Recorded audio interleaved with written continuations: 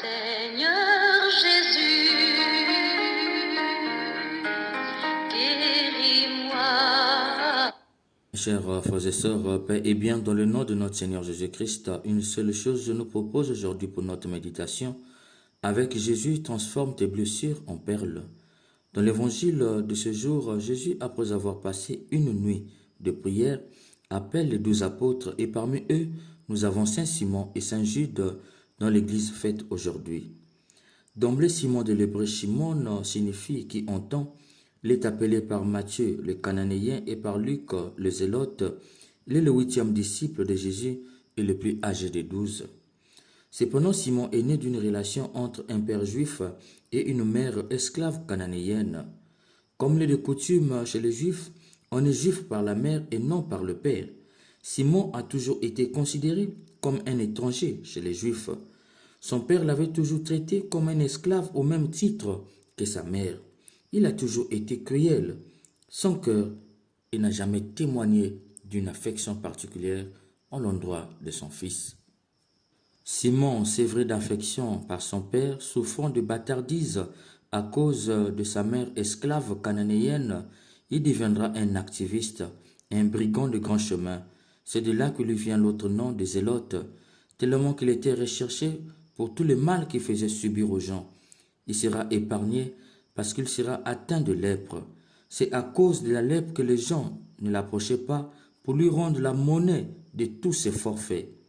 C'est dans cette optique que Jésus le guérit et l'accueille comme disciple, puis fait de lui un apôtre. Saint Jude, quant à lui, de l'hébreu Juda, qui signifie juif, il a aussi vécu une enfance difficile. Son père Alphée était un père imposant et dominateur. Étant de Nazareth, son père faisait partie de ceux qui ne croyaient pas en Jésus comme Messie.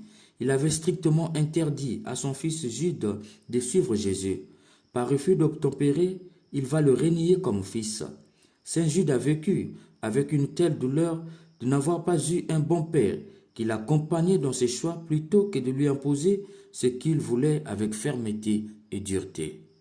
Mes chers frères et sœurs, voilà deux hommes blessés fortement par un manque d'affection et par un mépris de leur papa. Jésus va les choisir comme apôtres car il avait un message à donner au monde. Et ce message est le suivant. Avec Jésus, transforme tes blessures en perles. Ces deux ont su transformer leurs blessures en perles en les donnant à Jésus. C'est pourquoi il les lie ensemble pour que les deux qui ont eu des papas méchants puissent témoigner ensemble, mais aussi comprendre tous ceux et toutes celles qui seront dans le même cas que eux. Car lorsque tu accueilles tes blessures, tu les offres à Jésus, lui les accueille, les guérit et les transforme en charisme. Et ce charisme devient des perles et pour toi et pour les autres, puisque tu deviens un témoin vivant. Si l'Église les fait ensemble, c'est pour donner du poids à leur témoignage. Ne dit-on pas que le témoignage d'un est douteux, mais de deux, le doute n'est plus possible. Mes chers frères et sœurs, il se peut que toi aussi tu te retrouves dans leur cas. Tu as eu une enfance difficile avec un père méchant ou une marâtre diabolique. Peut-être que enfant, tu as été abusé sexuellement par un membre de ta famille. Peut-être que tu as été recueilli par les orphelinats. Enfant, tu voyais tes amis avec les nouveaux jouets, les nouveaux habits et ils mangeaient très bien. Mais toi, tu n'as jamais eu tout cela. Tu t'es bataillé pour gagner une place sous le soleil. Mais malgré cela, tu traînes ces souffrances. Aujourd'hui, cela agit négativement en toi. Tu es violent, accusateur et tu te défoules dans la boisson, le sexe ou la solitude. Mais Jésus te dit, si je l'ai fait avec Simon et Jude, je le ferai pour toi. Va au fond de toi-même, réconcilie-toi avec ce passé sombre, accueille ces blessures, accepte cette enfance difficile, viens maintenant me les offrir, je ferai de toi ce que j'ai fait avec Simon et Jude. Oui, tu peux guérir de cette blessure qui te pousse au suicide, tu peux guérir de cette violence verbale, de cette colère et surtout de ces maux de tête et d'estomac dus à tes blessures intérieures.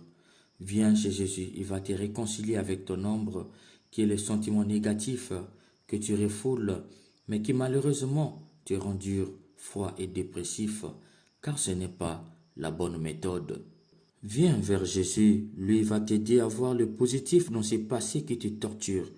Ainsi de tes blessures en sortira des perles, car une blessure offerte à Jésus devient toujours une plaie franche, capable d'accueillir les griffons d'un charisme.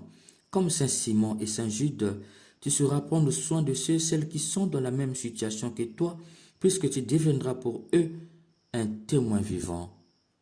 Cher bien-aimé, l'enfance difficile que tu as eue n'était pas ton choix, mais l'homme ou la femme que tu deviens aujourd'hui est ton choix. Veux-tu continuer de polir la vie en toi et autour de toi par tes humeurs incontrôlées, ou bien répandre un parfum de bonne odeur en faisant la paix avec ton passé? Si tu veux répandre un parfum de bonne odeur de sorte que tout le monde se plaise de rester avec toi, fais comme Saint Simon et Saint Jude, accepte ton passé et offre-le à Jésus. Mais si tu veux finir seul parce que personne ne veut rester avec toi puisque ta présence agace tout le monde, continue de te torturer avec ton passé. À toi de faire le choix. Amen.